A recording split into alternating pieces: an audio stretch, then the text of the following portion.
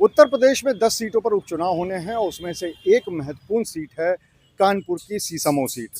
ये इस माने में महत्वपूर्ण है कि इस सीट पर लगातार पिछले 22 सालों से बीजेपी के लिए सूखा पड़ा हुआ है। बीजेपी पिछले 22 साल में एक बार भी इस सीट पर नहीं जीत पाई है और इस बार वो पूरी जुगत में है कि किसी ना किसी तरह से इस सीट पर अपनी जीत दर्ज कराए। इसमें अब तीनों ही पार्टियों की तरफ से एक-एक बात बहुत महत्वपूर्ण तौर पे उभर के आई है। सबसे पहली बात तो ये कि अभी तक ये खींचतान चल रही थी कि आखिर गठबंधन में ये सीट किसके पास जा सकती है,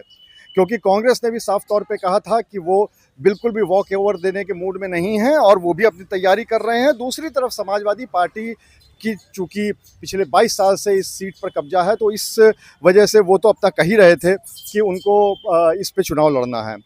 अगर हम कांग्रेस की बात करें तो हमारे जो पार्टी आला कमान के सूत्र हैं, उन्होंने साफ तौर पे बताया है कि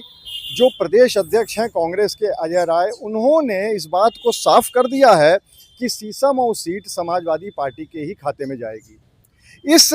जो सूत्रों के हवाले से खबर है, इससे उस बात के इसलिए भी बल मिल रहा है क्योंकि कांग्रेस ने जो 10 उपचुनाव वाली सीटें हैं, उसमें से मुख्य तौर पर 4 सीटों पर अपना बात रखी है। 4 सीटें वो चाहती है और उन 4 सीटों में से सीसामऊ सीट का नाम नहीं था, तो इसलिए भी साफ हो जाती है कि ये सीट समाजवादी पार्टी के पास जाएगी। दूसरी तरफ समाजवादी पार्टी की जो लखनऊ में बैठक हुई थी, जिसमें उनके राष्ट्रीय अध्यक्ष अखिलेश यादव भी मौजूद थे, वहाँ के भी सूत्रों ने बताया है कि अखिलेश यादव ने इस बात को साफ कर दिया है कि अगर इरफान सोलंकी को हाईकोर्ट से राहत नहीं मिलती है और इस पे उपचुनाव होते हैं तो समाजवादी पार्टी का टिकट इरफान सोलंकी के परिवार में ही जाएगा। इस बात को भी उन्होंने साफ कर दिया है। अब तीसरी पार्टी बचती है बीजेपी। बीजेपी के लिए सीट एक तरह से नाक का सवाल बन चुकी है।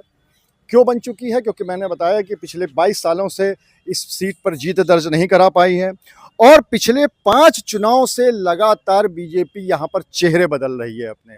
और चेहरे बदलने के बावजूद यहाँ से जीत दर्ज नहीं हो पा रही है। और अब जो बीजेपी के सूत्र हमको बता रहे हैं, उनका ये कहना है कि ये मुस्लिम बाहुल्य वाली जो सीट है, इस पे जीत दर्ज ना कराने के पीछे एक बहुत बड़ा कारण सिख वोटर है। अगर हम यहाँ के समीकरण की बात करें तो सीसामऊ विधानसभा में तकरीबन 3 लाख से ज़्यादा वोट हैं और उसमें जो सबसे ज़्यादा वोटर है वो मुस्लिम वोटर है, जिसकी संख्या तकरीबन 1,10,000 के आसपास है। दूसरा, यहाँ पर दलित समाज का बहुत बड़ा वोट बैंक है, ब्राह्मण समाज का। यहाँ तक कि अगर हम दलित समाज की बात करें तो 80-90 हज़ार के आसपास दलित समाज का वोट है और इसी के आसपास तकरीबन ब्राह्मण समाज का भी वोट है। तो ये तीनों वोटर, मुस्लिम, दलित और ब्राह्मण, हमेशा से इस सीट पर एक बड़ी भूमिका निभाते रहे हैं, लेकिन एक जो डिसाइडिंग फैक्टर है वो सिख समाज भी रहा है, क्योंकि सिख समाज का जो व्यापारी वर्ग जितना है, जितना गुमटी वाला इलाका है, वो सारा इस सीट में आता है और ऐसा माना जाता है कि तकरीबन 30,000 के आसपास सिख वोटर ऐसे हैं जो कि इस विधानसभा में आते हैं सीसामऊ में। और वो सिख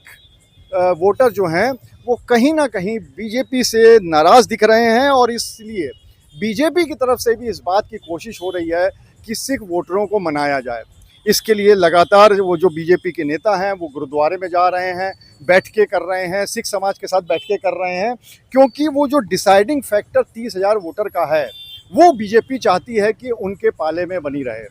अगर हम 22 साल पहले की बात करें तो ऐसा नहीं था कि ये सीट बीजेपी के पास नहीं थी, बल्कि लगातार 3-3 बार उनके विधायक यहाँ पर बने हैं और तब सिख समाज का जो वोटर है वो एक तरफा बीजेपी की तरफ जाया करता था।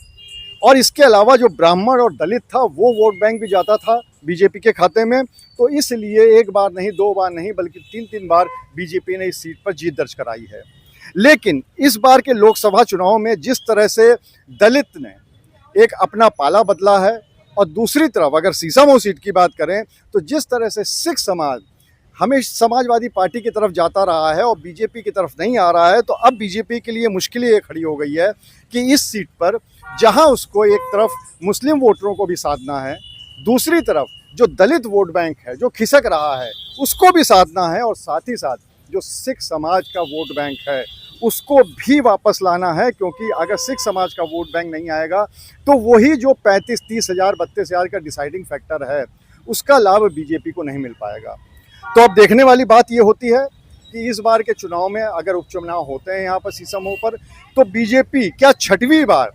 चेहरा बदलती है अपने प्रत्याशी का, और दूसरी बात ये, क्या वो सिख समाज को मनाने में सफल हो पाती है और इस सीट पर जीत दर्ज करा पाती है। अनुराग अग्रवाल, TV9 कानपुर।